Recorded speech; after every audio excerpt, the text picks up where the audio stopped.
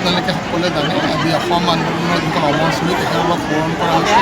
কেন্দ্ৰীয় কাৰ্যসূচী গুৱাহাটীৰ বৰাগাঁৱত যি শ্বহীদ স্মাৰক আছে তাত অসমৰ জনপ্ৰিয় মুখ্যমন্ত্ৰী মহোদয়ৰ দ্বাৰা তাত উপস্থিত থাকি তেখেতে তাত উদ্বোধন কৰিলে।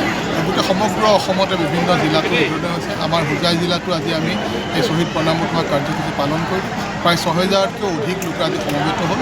আৰু সকলোকে আমি এটাই বাৰ্তা দিছোঁ, মুখ্যমন্ত্ৰী মহোদয়ে যি বাৰ্তা দিছে যে অসমীয়া জাতি গঠনৰ ক্ষেত্ৰত প্ৰত্যেকজনেই শ্বহীদসকল যি ত্যাগ কৰি গৈছে তাক পূৰণ কৰিব লাগে, জাতি গঠন প্ৰক্ৰিয়াত নিজকে নিয়োগ কৰিব লাগে আৰু অসমীয়া জাতি যে বিশ্বৰ ভিতৰত শক্তিশালী হয় তাৰ আজি অংগীকাৰ ল'ব। আপোনালোকে সকলোৱে জানে আজি অসম আন্দোলনৰ যিখন অমৰ শ্বহীদ তেখেতসকলক পূৰণ কৰা হৈছে। কেন্দ্ৰীয় কাৰ্যসূচী গুৱাহাটীৰ বৰাগাঁৱত যি শ্বহীদ স্মাৰক আছে তাত অসমৰ জনপ্ৰিয় মুখ্যমন্ত্ৰী মহোদয়ৰ দ্বাৰা তাত উপস্থিত থাকি তেখেতে তাত উদ্বোধন কৰিলে। গোটেই সমগ্ৰ অসমতে বিভিন্ন জিলাতো উদ্বোধন হৈছে। আমাৰ হোজাই জিলাতো আজি আমি এই শ্বহীদ প্ৰণামোৎসৱ কাৰ্যসূচী পালন কৰি প্ৰায় ৬,০০০তকৈও অধিক লোক আজি সমবেত হ'ল।